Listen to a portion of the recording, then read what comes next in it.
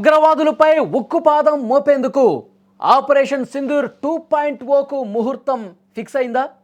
ఉగ్రవాదులందరినీ ఏరివేసేందుకు పెద్ద ఎత్తున ప్లాన్ జరుగుతుందా? ప్రధాని నరేంద్ర మోదీ, హోంమంత్రి అమిత్ షా చాలా సీరియస్గా ఈ విషయానికి సంబంధించి ఫోకస్ పెట్టారా? దీని మీద పెద్ద ఎత్తున ఇప్పుడు చర్చ నడుస్తోంది. ఢిల్లీలో జరిగిన పేలుడు యావత్ దేశాన్ని ఉలిక్కిపడేలా చేసింది.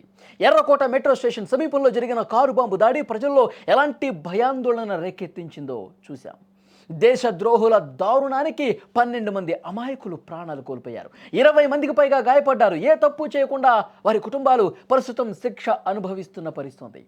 ఈ ఘటన ప్రజల్లో భయాందోళన పెంచడమే కాదు, భారతీయుల రక్తాన్ని మరోసారి మరిగించింది. ఉగ్రవాదులు ఎంతమంది ఇలా ప్రాణాలను పొట్టను పెట్టుకుంటారంటూ కోపంతో రగిలిపోతా ఉన్నారు. ప్రధానమంత్రి నరేంద్ర మోదీ ఇప్పుడు ఈ ఉగ్రవాదులందరినీ, ఉగ్రవాద సంస్థల్ని గతంలో ఆపరేషన్ సింధూర్ సమయంలోనే వాళ్ళ స్థావరాలను కూల్చిపడేశాం. కానీ ఇంకా ఆ జైషే మహమ్మద్ ఉగ్రవాద సంస్థ చీఫ్ మసూద్ అజర్ ఇంకా మన దేశం మీద కోపంతో రగిలిపోతా ఉన్నాడు. ఎందుకంటే వాళ్ళ స్థావరాలను మనం నేలమట్టం చేసేసాం కదా, వాళ్ళ కుటుంబ సభ్యుల్ని మొత్తం తుదముట్టించేసాం కదా. అందుకే మసూద్ అజర్ కోపంతో రగిలిపోతూ కొంతమంది డాక్టర్స్ని ఉగ్రవాదం వైపు తీసుకొచ్చి మన దేశంలో పెద్ద ఎత్తున బాంబ్ బ్లాస్టులు చేయడానికి కుట్ర పన్నాడు. దాంట్లో భాగంగానే ఢిల్లీలో జరిగింది. కాబట్టి మసూద్ అజర్ లాంటి ఉగ్రవాదులు మన దేశానికి ఒక విపత్తులా పరిణమించాడు. మన దేశం మీద పుండు మీద కారం చల్లే విధంగా ఇంకా ఇలాంటి కార్యక్రమాలు చేస్తానే ఉన్నాడు. వాడిని అంతం చేయాలి. అలాంటి సంస్థల్ని ఇక పూర్తిగా కూల్చి పడేసేయాలి. వాళ్ళు ఇంకా ప్రాణాలతో బతికి ఉండకూడదని చెప్పి పెద్ద ఎత్తున చర్చ జరుగుతోంది. హై లెవెల్ మీటింగ్లో కూడా ప్రధానమంత్రి దగ్గర నుంచి మొదలుకొని ఉన్నతాధికారుల బృందం అంతా కూడా దీని మీద చాలా సీరియస్గా ప్రస్తుతం వర్కౌట్ చేస్తున్నట్టుగా తెలుస్తోంది. ఈసారి కొట్టే దెబ్బ మళ్ళీ ఉగ్రవాది మన దేశం మీద కన్నెత్తి చూడాలంటే భయపడే విధంగా ఆపరేషన్ సింధూర్ అనేది ఒక శాంపిల్ మాత్రమే, అంతకు 100 రెట్లు బలంగా కొట్టాలని చెప్పి ఆ మీటింగ్లో కూడా చర్చ జరిగినట్టుగా తెలుస్తోంది. ఆపరేషన్ సింధూర్ చేపట్టి మనం పాక్ భూభాగంలో ఉన్నటువంటి ఉగ్ర శిబిరాలను పూర్తిగా ధ్వంసం చేశాం. ఢిల్లీలో జరిగిన ఈ తీవ్రమైన ఘటన తర్వాత ప్రధానమంత్రి నరేంద్ర మోదీ ఇంకా అతిపెద్ద స్ట్రైక్ చేయాల్సినటువంటి అవసరం ఉంది వాళ్ళ మీద. సర్జికల్ స్ట్రైకు మామూలుగా ఉండకూడదు. ప్రతి ఒక్క భారతీయుడు కూడా గర్వంగా తలెత్తుకునేలా, ఇది భారత్ అంటే. పాకిస్తాన్లో ఉండే ఉగ్రవాదులు ఎవడు కూడా పాకిస్తాన్ దేశానికి కూడా చెమటలు పట్టాలి.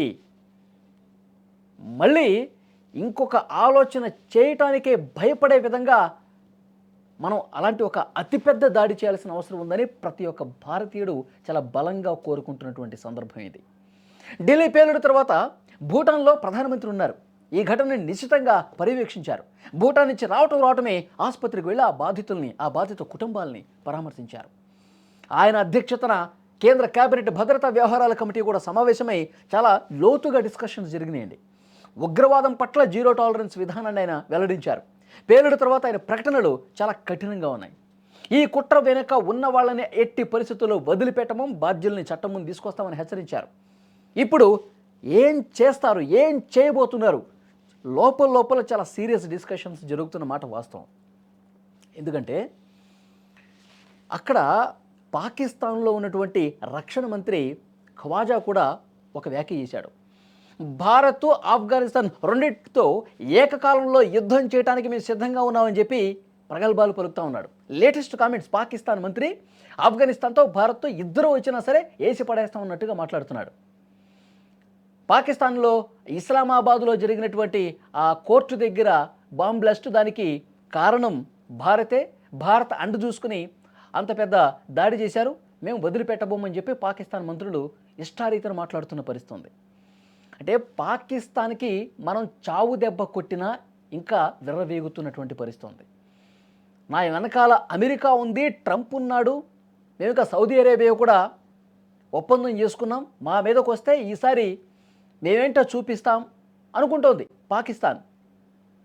కానీ ఎవరితో ఉన్నా భారత్ ఒక్కసారి కథన రంగంలోకి దిగితే, ఉగ్రవాదులందరినీ ఏరివేసి పాకిస్తాన్కి ఒక గట్టి బుద్ధి చెప్పాలని చెప్పి ఒక బలమైనటువంటి సంకల్పంతో అడుగు ముందుకేస్తే ఆ దెబ్బ ఎంత గట్టిగా ఉంటుందో పాకిస్తాన్కి ఇంకా అర్థం కావట్లా.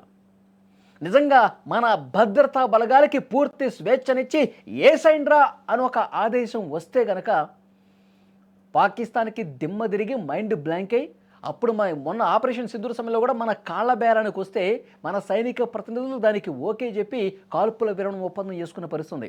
ఈసారి అలా ఉండదు. పూర్తిగా పాకిస్తాన్ని సర్వనాశనం చేసేదాకా వదిలిపెట్టరు మన బలగాలు. మన బలగాలు అంత శక్తివంతంగా పోరాటం చేస్తాయి.